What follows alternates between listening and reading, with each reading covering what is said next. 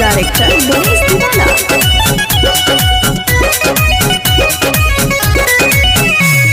घोड़ा बासे अहे हमारी सूजी सवार, उहे हमें जग के प्रभु पालनहार। घोड़ा बासे अहे हमारी सूजी सवार, उहे हमें जग के प्रभु पालनहार। यीशु जी के देखे शैतान भागता भागता, देखी भागता। यीशु होवे महानवा, देखी दुनिया जय जय कहरता।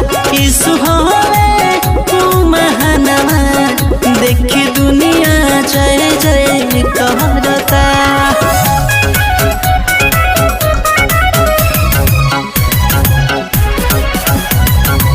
म्यूजिक डायरेक्टर गणेश दीवाना।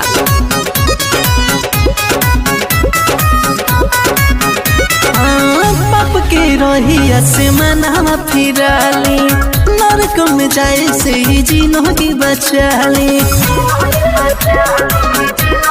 ए भैया पाप के रही आसमानवा फिराली, नरक में जाए से ही जिंदगी बचाली। मिट जाए सब तोहर पापवा हो, पापवा हो, तोहर पापवा हो। यीशु होवे महानवा, देखी दुनिया जय जय कहरता। यीशु होवे महानवा, देखी दुनिया जय जय कहरता।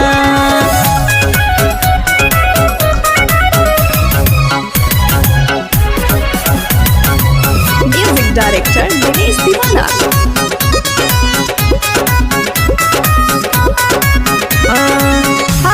समय अब तनहा बचाला, धन दौलतिया से मनहा हटाला।